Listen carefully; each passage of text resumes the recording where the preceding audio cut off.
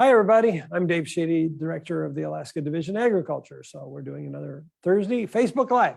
So I really wanted to take a little time and give some updates in the last 10 days. I think I've done 5 interviews. So I think that shows you the interest that we have in agriculture right now. And it shows you the questions that people have. And so, you know, we've had a couple of big ticket items that we really having people call about. And first is like, Director, why is the price of food gone through the roof? And, you know, you can see if you go on Channel 2, there was a little article where I was talking about red meat and the world market and the shortages and the problems we're having with the environment, droughts, and now winter storms and things like that affecting everybody. So, you know, I just really want people to know that we're going to continue to have some of these challenges in the food chain for quite some time.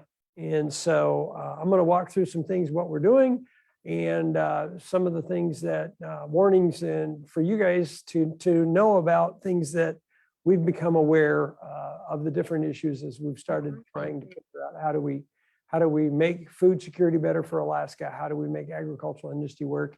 And how do we help you, the consumer, have a reasonable cost product to buy at the store?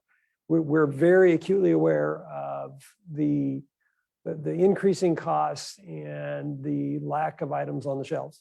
I'm sometimes shocked myself when I go into the different stores and I'm looking for some simple item like lettuce, and there is no lettuce in the store.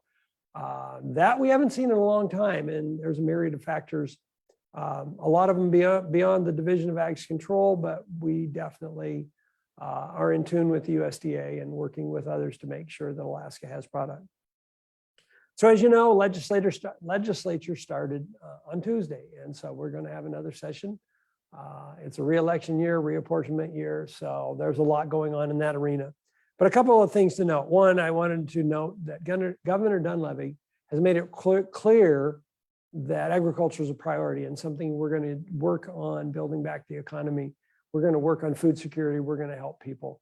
And that's a key part of my mission, is to try to make that happen on behalf of the governor and Commissioner Feige. And I really thank them for all their support as we go forward trying to make things better for Alaskans.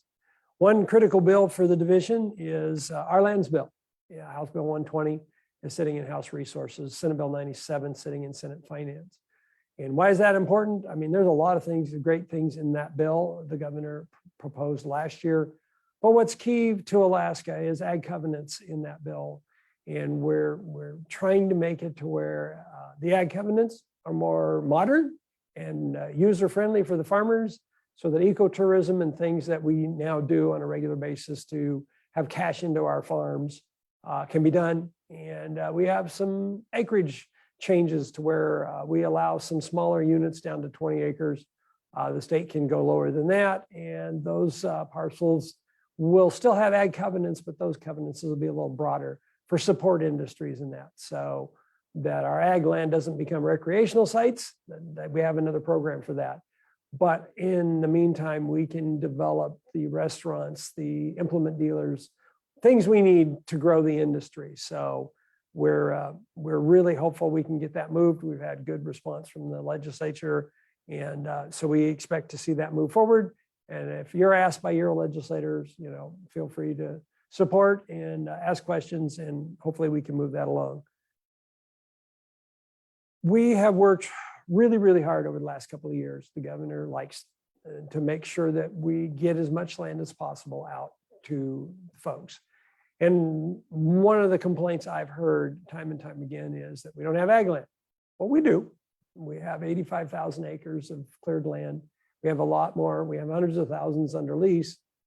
But we acknowledge that we need to put more land out there. So we've got under development the Nanantucket project. There's 140,000 acres that have been identified in the area right outside of Nanana as ag. We're building what is in effect 100,000 acre subdivision. It'll take us about 30 years. But the good news is the first 2,000 acres we have subdivided. We have the lines cleared, and we're looking at a June, July sale timeframe. So if you're interested in that project, we're going to have Ag Days in Nanana this year coming up on June 10th. So I can tell you to put it on your calendar. And we're going to have the agencies there again this year. I'm sure we'll have some special guests. It will be a good day. You will be able to go out, see the land that we're going to have for sale. You're going to be able to see the soil test pits, and we'll have a lot more information. In the meantime, go to our website, go to the Division of Ag and look up our Nananatucket website. So that framework is out. We don't have all the information yet because we don't have all the information yet. Staff will be out there doing a lot more work this coming year, but we do have LiDAR, we do have photography, and general layout of the first part of the first phase, which is 30,000 acres. So like I said, we're going to be selling some land June, July timeframe up there. That's in addition to the other land that the state has for sale, some ag parcels and other things. Our Anchor Point project is moving along. It's probably a year to 2 years out to where it's a mixed use. Some land will be general use land, but we'll probably have a couple hundred acres of 20 to 40s for ag, and that'll be on the North Fork outside of Anchor Point. So that's coming, but that's a little further down the road. But wanted to keep you abreast of what we're doing in our land sales program. Our marketing team has been doing some fantastic work. We have one person that tries to do national marketing, international marketing, and our other staff come in and they do some marketing work. But we have a really tight, narrow team for marketing, just like everything else in the division. But they did a fantastic job and came up with the 12 Days of Christmas, a poster. And we did posts, and John here did a fantastic job. We put that all together, we got it out, and there was some interesting information and some tidbits. Even as the director, I didn't know some of the data that we put out there.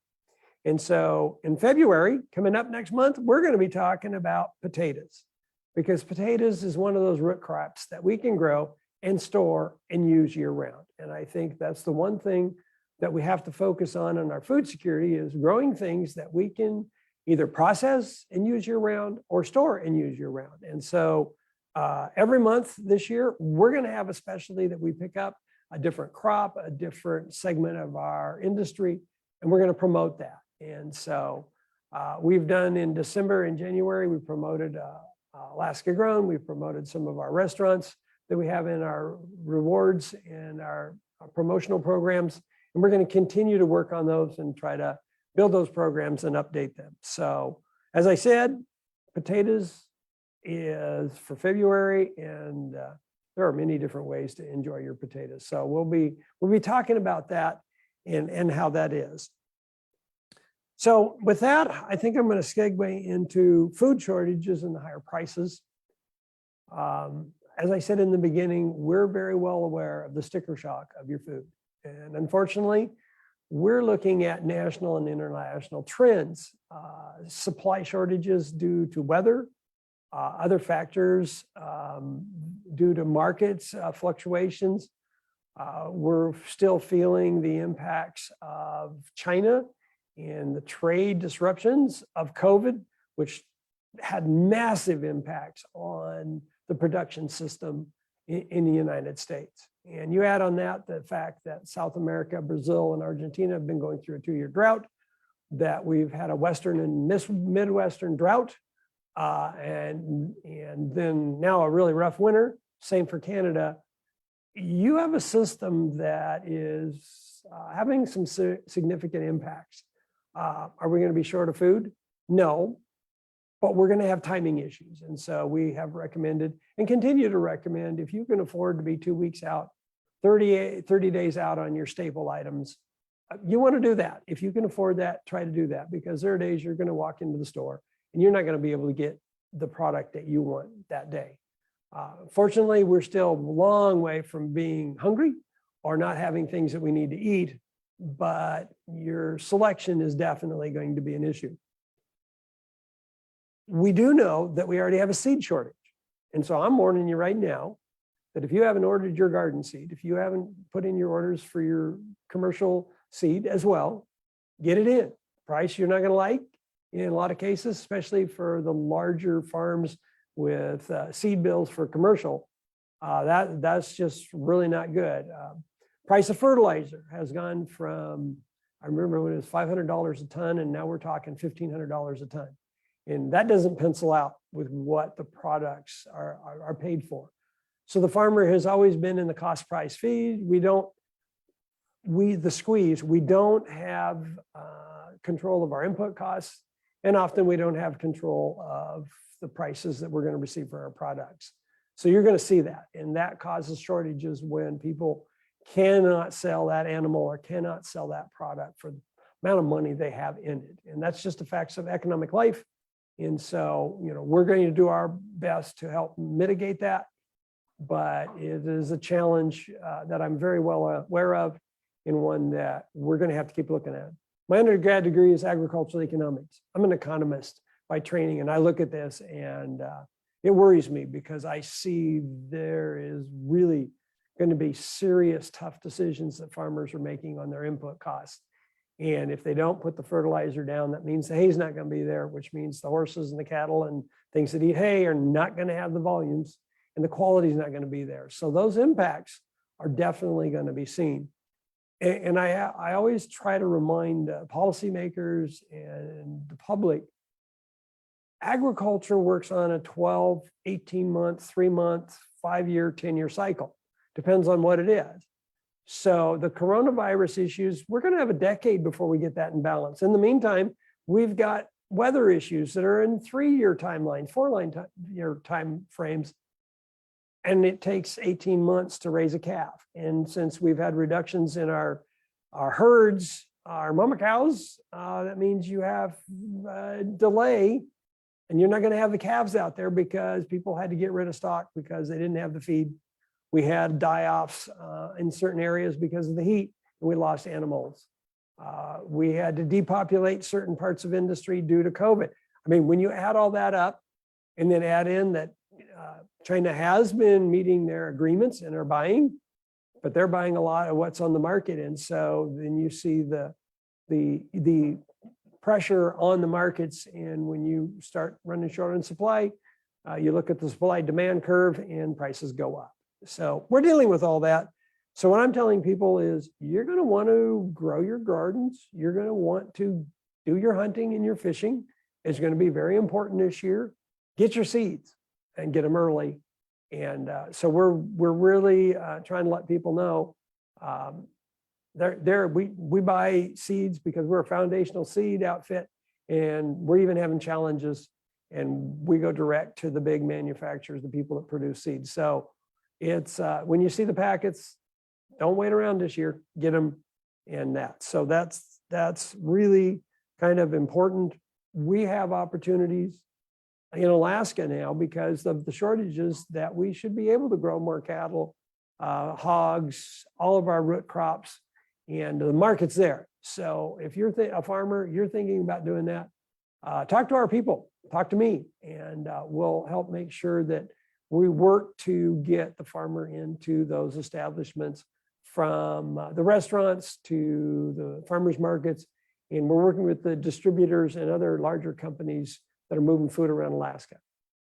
We're only growing 5% of the food we need in this state. And so we can double, we can triple. There are a lot of opportunities for shelf-stable items that we can grow and store in Alaska. And so we're working to make that work. As I've announced, we got our Industrial Hemp Grow Program federally approved December 28th. That's really good news for all the folks that want to grow industrial hemp. And you think of industrial hemp and CBD. Well, yeah, CBD is one of the cannabinoids of the 20-some, or if you break it down further, the 100 different items that you can have out of industrial hemp. There's a lot of different compounds and things that can be made out of that. But we are more excited about the biomass potential, the potential that people can make clothes out of it, the potential for remediation, animal bedding. There are a lot of uses that can be made of hemp. We've had 2 very successful trial seasons with low THC and good cannabinoid numbers. So we really look forward to that going positive. With all the great news, there's always some that's a little bit less great news. And I'm sad to say that we have really struggled to get our retail side of the market to come in and register. If it's a cannabis plant, you have to be registered. If you're in the recreational side, you got to be an AMCO licensee, and that's the marijuana side if you don't know. On the industrial hemp side, you have to be registered with the division. As a grower, it's our approved federal program, but the state of Alaska has decided wisely to also regulate manufacturing and retail sales. Our growers and our manufacturers have been really good at coming in and getting registered and working with the program. We are significantly short out there on people that are selling these products, and it's a safety issue. We don't know what's being sold. We don't know what is out there on the market. We can't protect the consumer. And unfortunately, there's some bad product out there. Product can have heavy metals. It can have pesticides. It can have microbials that are dangerous to your health. We want to make sure that those products that are out there on the shelf don't have it. Even worse, there are products out there that contain THC in quantities that can have you fail a drug test. And so one of the cornerstones of our industrial hemp program is our products must have 0 delta-9 THC or be labeled as containing THC, which has to be under the 0.3% delta-9 THC, and that's a total amount. So it's really important that you go to your store and you look for that industrial hemp logo and you buy products that have been endorsed because they have been tested, they have been reviewed, and those are safe for your use. And so we have a lot of stores that have came in, have signed up, are doing it right. And under Senate Bill 97, which the governor signed in August, we no longer have the discretion to walk away with a warning. You will get a notice of violation, you will get a citation, and that will start at $500 for not being a retailer. And if products in that store are not in the program, if they have not been endorsed, that's another $500 ticket per product. And so I don't like being a heavy-handed regulator. It's not my joy in life. I like to help farmers, but it's the job. And our inspectors, our regulators, no longer can I give them the ability to say, here's your warning. 2 years, folks. We've given people 2 years to come into compliance. And so now it's going to be, here's your ticket, stop selling. If you violate a stop order, then there's going to be other enforcement. And ultimately, we have the authority to take that stock off the shelf and confiscate it. I never want to get to the point I have to be that draconian and take somebody's product. The exception to that, of course, is if we find product that is unsafe, and of course, I won't blink an eye in pulling unsafe product off the shelves. That's just the way it works. That wouldn't matter whether it's a food product or if it's an industrial hemp product. Our job is to keep the public safe to the degree we can. And we all know there's a certain amount of risk to anything we do, but we work with the USDA to make sure that we have clean, wholesome food. We have the Alaska Grown program, which requires people to grow superior crops and to put that on the market. So that is something that we take very, very serious. And I really appreciate, as I said, the support of the legislature, the support of the governor, my commissioner, as we go to work to grow agriculture. In 30 years, I want it tripled. I want even more to see more of our own people growing our own food. And that includes upgrading and building out our subsistence areas to where they do better. There's a lot of USDA funding for Build Back, and we are going out there and we are trying to work on programs that will come into the state of Alaska and it will help you. So, we got 2 ways we help financially. The Ag Revolving Loan Fund is our ag loan program. We are very proud that last year we did 13 loans for $3.66 million, supporting and keeping farms going and having new owners of farms that might otherwise not continue. That's very important to us, to give our farmers adequate operating capital in the forms of loans and purchases as well. So the division has the ARLF fund under our administrative, we help. I'm actually work for the Board of Agriculture and Conservation as the executive director. They make the choices on the loans. We have roughly $21 million in the fund right now, and we're only using about 13 plus million of it. So we have room to make the loans. We want to see that expand. We want to see ag grow in Alaska. And last year, the Board of Ag lowered the interest rates down to 3.5% for most things. And that is really, really should be helpful for all of our industries. So if you've got a need for a loan, all that's on the website. We're happy to look at you and work you through the process.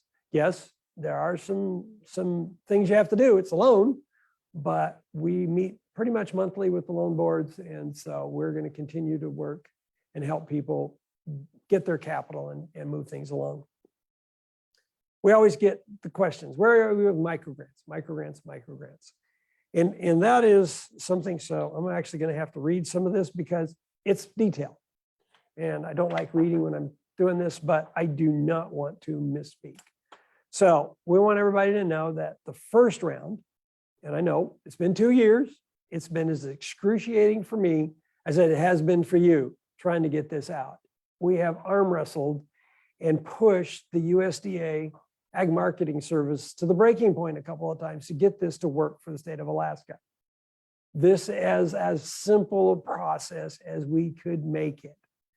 I know it is still not all that easy to work through this process, but we've made it electronic. We've made it as easy. Sign here, push the button, do this, do that. We're doing our best to make it something you can do. If you were awarded, you were one of the 234 lucky ones, groups or individuals, those contracts were sent out to you. If you haven't received a contract and you're on that award list, then you should have already been talking to our staff. Send the email, let them know that you're still looking for your contract.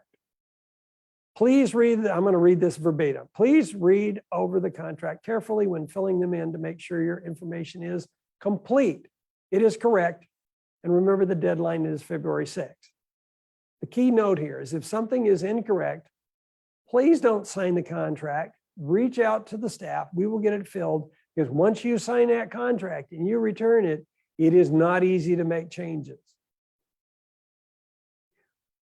I'm sorry sometimes, as I said, to be the bearer of bad news. If you want to make a change in your project, it will be denied. We were very clear. Your project has to be performed as written in your application. It's very simple. It is not fair to all the folks that applied. We had 1,040 some odd applications. Every one of those was read and scored. And if I would allow, as the director, people to go back and change what they're going to do, the fact is then the scoring no longer matters, and it's not fair. It is not fair for people who were turned down to have to worry about, hey, somebody's going to put in what sounds good and make a change. Can't allow that. I won't. It is not good public policy. It is not fair. And frankly, the Supreme Court has been very clear in the state of Alaska, don't make changes after the fact. And I'm not going to do that. So I'm sorry if your circumstances changed. It is the way it's going to be. You can reapply. This is going to be a long-term ongoing program, and that is important. Unless you are a nonprofit, you may not use your business EIN on your W-9 for contracting. That's pretty simple. This is for individuals. So that needs to be the right Social Security number on it. If you're a nonprofit, of course, you can put your EIN. You're a nonprofit. For-profit businesses were not eligible for this particular program. And so it's pretty simple. If you're not eligible and you said you were a nonprofit and we find out that's not true, well, you'll be disqualified after the fact. And it's just, that's the way it has to be. We have to follow state law. We have to follow the federal law. And we're not about to lose our opportunity to do these and other grants. So it is pretty clear, the instructions to the grantees for how to access the awarded funds will be sent, as soon as contracting is completed. It's a multi-step process. And so once your contract's complete, then you're going to go in and you're going to get a vendor number. You're going to go in and apply for your draw, and the state will send you a warrant. So each grantee will have a vendor number assigned, and it will take time to process the request through the state system. And so we made a tough decision here a few months back. Next year for individuals, they're going to be fixed award amounts. And so what we're doing is we're going through and we're going to say, if it's a garden, this is how much money you get. This is how much money, freight money you're going to get to do it. Because frankly, 2 years to do a review and get stuff out is just not acceptable. It took 6 months just to get USDA to approve fixed amounts and a streamlined process so we could get people out. The good news, we got roughly $2 million to pay out in the next round. So groups will still be in groups, but individuals will have fixed amounts. And so we really, really hope that this will speed up the process. We're going to announce how this works in the next week or so. And then those applications by mid to late February will be out. And so that process will go. It's all electronic. We've made it as simple as possible. I literally have been a tester because I wanted to make sure it worked. And when I can make it work on my cell phone, I know we've got a pretty good system. And I have done that. And so it has been something that I enjoy testing. It's frustrating when things break in the middle of the testing. We have done it over and over again, but with Smart Simple and our other software, we are making this as clean and simple as possible. We understand that if you're in a village way out with bad internet that's spotty, it's going to be tough. So we try to get it to where you can do it, you can lock it in, you can make it work. Like I said, we've tried every platform that we can think of. We're trying to make this as uniformly stable and user-friendly as possible. It's really important to us to support the concept, and that is food security for Alaskans. And so once again, we're going to have the same priorities of how insecure is your area, how insecure are you, how are you going to help you and your neighbors with this program. And so in the next federal budget, Senators Murkowski and Sullivan have $4 million in the budget. That would be Alaska's share on the Senate side. And I believe there's $3 million Congressman Young and others have on the House side. So we expect to have another 3.5 million or so. It might be 3, it might be 4, but often it becomes the 3.5, the middle ground. So that would be more money coming out. So every year we're going to refine, we're going to try to make this work better. We did get money out to all areas of the state. We've got it to in many different sectors. We've done from fencing to food storage. We looked very critically. We have volunteers who have spent hours going through and looking and ranking all of these. Once the contracts are done, we will put a lot of this out on the internet so that you can see who won and what their project said and what their metrics are, so that people know what rose to the top and they can make sure that they have a good understanding of what we're looking at. We had people that came in and they had great programs. They had some really good ideas. They were here in Palmer. It did not rank high enough just due to the locality. I'm very well aware that it's tougher to get these in Anchorage, in the Mat-Su Valley, where we don't have the levels of food insecurity we do out in our rural regions.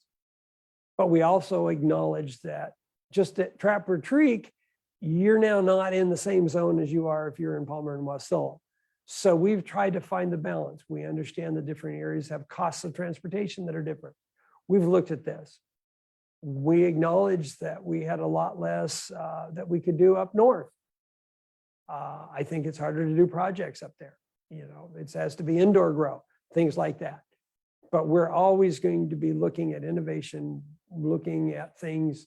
There's a lot of people that did hydroponics and other positive things that will help themselves in the community. And the more people you help, the more your score is going to go up. And so, I mean, we have laid out multiple times our scoring criteria hasn't changed, will not change to any significant degree. We're just hoping that we will be able to speed this up. It doesn't help if you keep calling the staff. It doesn't help if you keep them on the phone for a half hour. Be nice.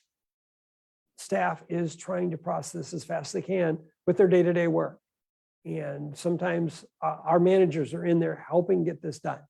So we really want people to know that your division of 30 people is working really hard to help make all this work. I've appreciated the support that the governor and the legislature has given us so we can increase our staffing a little bit, increased funding in the capital budget so that we have the money to build the Nanota Check-It and other projects like that. We're going to keep moving that forward.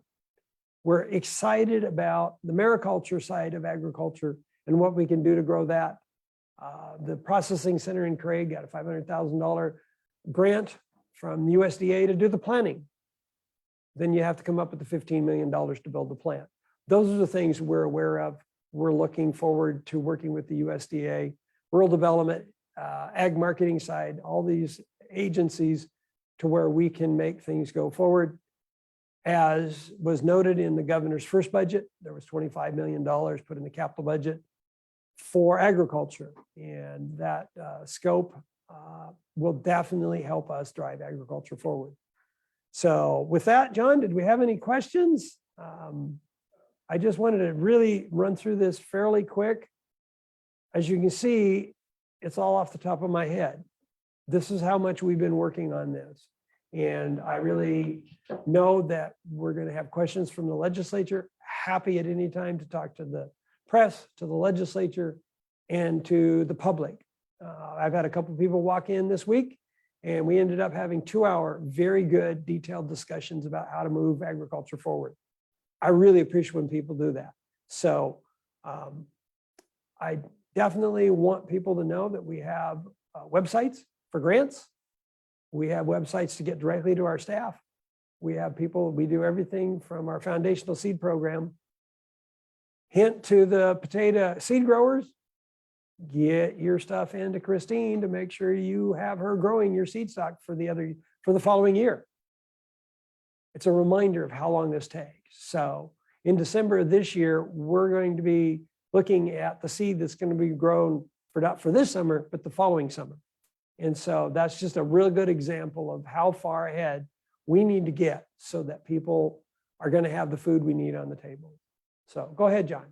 We do have one question. Sure. And you kind of already answered it, but is where can we find more details on how projects were selected /scoring / how to make a better application for 2022?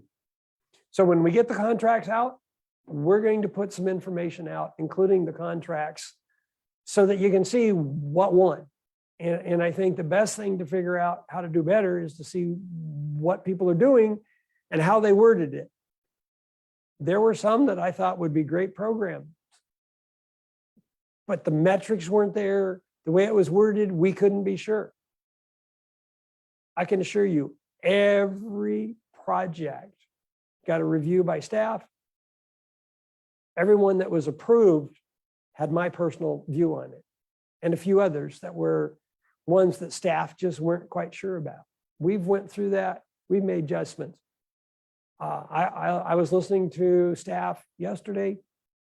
Well, I didn't get my full amount, was what the person was saying, in a short nutshell. We didn't have enough money. We didn't have enough money by a long shot. We had 1,000+ applications. We got out 234. That money goes really fast. And so I'm appreciative that Congress keeps sending us money. We're going to try to figure out how to make that as administratively efficient as possible. And we're going to get as much money out to people. But hopefully the fencing projects, the greenhouse projects, the hydroponic projects, the community gardens, things like that won, the storage projects for the food bank. Those are kind of things that rose to the top because they were direct line support of our food security. And that's what our criteria was.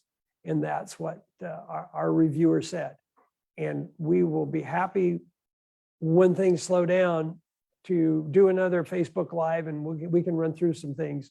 Right now, we're just working day and night. And I mean that sometimes literally. I get things from staff late at night because they're trying to get these contracts out.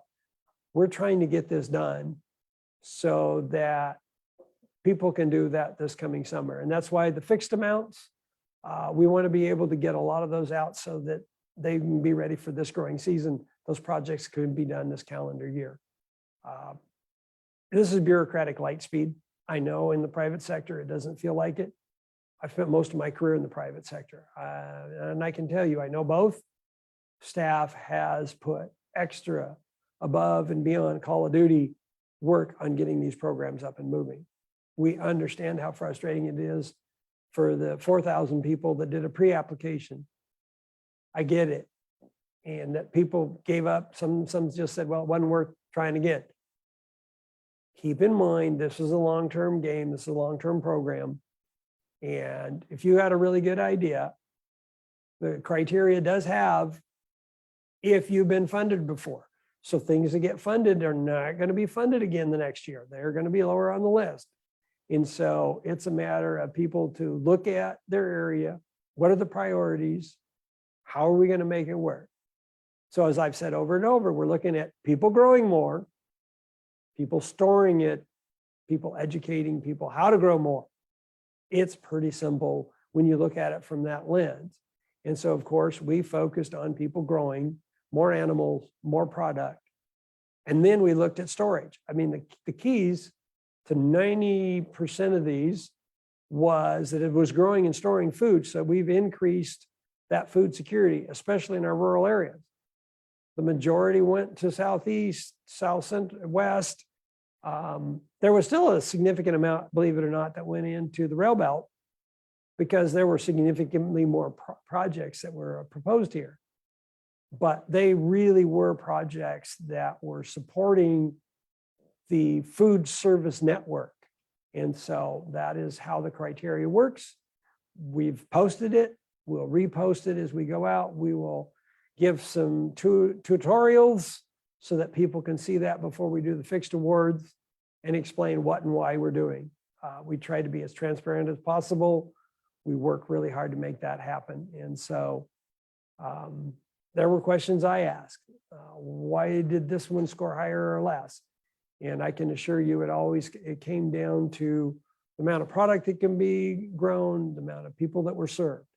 Those are key ingredients to what you want when you're improving food security. That's great to grow it, but if you can't get it to the people, that's not going to really help us. So in a nutshell, it's going to be an evolving program as we make it better each time, but we're going to stay focused on helping people in Alaska have food. That's what it's all about. Anything else, John?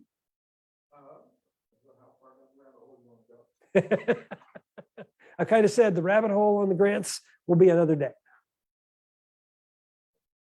All right, guys, thank you so much. I really appreciate the fact that people join in and watch our Facebook Lives. It's a metric we look at. We're very proud that John and his team, and the people that do this, and from marketing, they're doing a great job. And I do, on the record, every once in a while, like to thank John for all of his talents, because he's got the pictures, the video, and we use that to help people see what we grow in Alaska. Our industry is great. It really is. It's going to keep growing. We want to be part of that. We want to be your support. Some days you're your regulator. We're your friendly regulator. We try to be friendly about it, but we are regulators at some points. But the goal is always to support agriculture. The goal is always to support the state of Alaska. Thanks. Have a great week.